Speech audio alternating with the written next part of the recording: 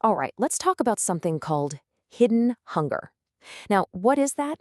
Well, it's this fascinating and kind of scary idea that even when we think we're eating plenty, our bodies might actually be starving for the tiny, crucial nutrients they need to really work. And you'll be pretty surprised, I think, to see just how common this really is. So, I've got a question for you, and I want you to really think about it. Do you honestly think you're getting all the nutrients you need? I mean, most of us try, right? We aim for healthy choices, but when you actually dig into the data for some of the most important vitamins and minerals, wow, the numbers are absolutely staggering. Okay, let's just start with a big one. How about 95%? Yeah, you heard that right. That's the estimated percentage of Americans who don't get enough vitamin D from their diet alone.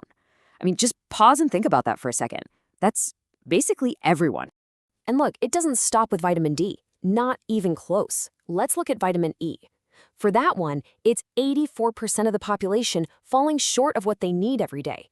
That is another huge, massive gap. And how about one more, just to really drive the point home? 52%. Yep, over half of us aren't getting enough magnesium. When you see numbers this big, you realize this isn't some small niche problem. This is exactly what we're talking about. This is that hidden hunger in action. So, what all these numbers are pointing to is this widespread problem that researchers have a name for, the hidden nutrient gap. And just to be clear, we're not talking about extreme malnutrition here. No, this is something much quieter, way more subtle, and honestly, a whole lot more common. And this is a really important distinction to make. See, there's a difference between a severe deficiency, the kind of thing that causes textbook diseases like scurvy, and a nutritional inadequacy. Inadequacy is, well, it's like trying to run your car on 3/4 of a tank of gas all the time. You might still get where you're going, but the engine isn't happy, you're not running optimally, and over time, it's just going to lead to more problems. This table here really puts it all into perspective. I mean, we just talked about the big three, vitamin D, E, and magnesium, but just look at this. Over 40% of people are also not getting enough calcium and vitamin A. These aren't just, minor players. We're talking about the absolute fundamental building blocks for a healthy body. Okay, but let's be real. These are just numbers on a screen, right? What does this nutrient gap actually feel like? How does it show up in our day-to-day lives? Well, let's get into it. It's time to decode some of the really surprising signals your body might be sending you. Let's take vitamin C, for example. We all know a severe deficiency leads to scurvy, right? That's old school stuff. But just a simple inadequacy, that can show up in much stranger, subtler ways. We're talking about things like your gums getting inflamed, or bruising super easily, or get this, even weird coiled or corkscrew body hairs. It's a perfect example of your body whispering, hey, something's not quite right here. Now, vitamin D is even sneakier. A lot of the time, there are literally no obvious symptoms, and that's exactly why it's so widespread. But for some people, that long-term chronic inadequacy starts to show up as that feeling of just being tired all the time, that persistent fatigue, or those weird muscle aches and pains that you just can't seem to figure out. All right, so we've laid out the problem and some of its sneaky symptoms. And it might sound a little bleak, but here's the good news. The solution doesn't have to be super complicated. It's really all about building what I like to call your nutrient-dense toolkit, and it all starts with the food you put on your plate.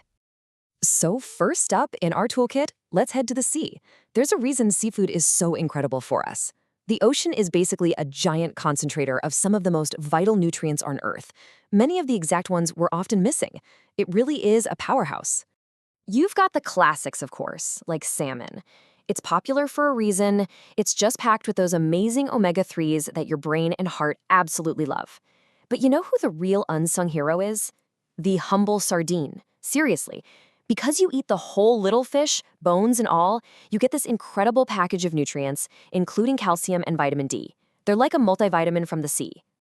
Okay, next up, let's move from the sea to the earth. Because obviously, the plant kingdom is absolutely essential for filling in all the other pieces of the nutritional puzzle. I mean, you have your superstars, like kale, which is just loaded with vitamins C, A, and K. Then you've got something like garlic, which has these amazing bioactive compounds that can really help support your whole system. And of course, berries. They're just bursting with antioxidants. Think of antioxidants as tiny little bodyguards for your cells, protecting them from all kinds of damage. But, okay, here's where things get really interesting. It's not just about eating this one food for this one nutrient. It's actually about how they all work together. See, your body is this incredibly complex system, and when it comes to nutrition, it's all about synergy, the power of teamwork. So that brings us to a really critical question. We know so many people take vitamin D supplements, right? So why don't they always seem to work as well as we'd hope? Well, the answer lies in a very important partnership that most people don't know about. Okay, let's walk through this process. When you take in vitamin D, whether it's from the sun or a supplement, it's actually in an inactive form. It's not ready to be used yet. It has to travel to your liver and kidneys to get converted. But here's the kicker. For every single step of that conversion process to happen, your body needs magnesium. It's like the key that turns the ignition. Without enough magnesium, that vitamin D just sits there. It can't become active and the whole process just stalls out. And this is so important because it has a huge consequence. If you're pumping your body full of vitamin D, but you don't have enough magnesium, your body will actually start pulling magnesium out of its own stores, from your bones and muscles to try and get the job done. This can make an existing magnesium problem even worse. But when you have both of them together, they work like a perfect team. You get better vitamin D levels, and your whole system stays much more balanced. So what's the big takeaway here? What does all of this mean for you? It means we have to stop thinking about one nutrient at a time. It's time to start thinking about the entire system. It's about completely rethinking what's on your plate. I think this quote from Healthline just says it all, doesn't it? There is no single magic bullet food. There's no one superfood that's going to solve everything. The real magic, the real power, is in variety and in that synergy we talked about. Getting a whole bunch of different nutrient-dense foods that all help each other work better.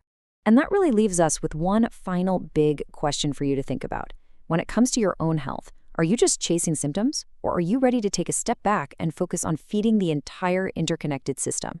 Because really, the answer to that question could change everything.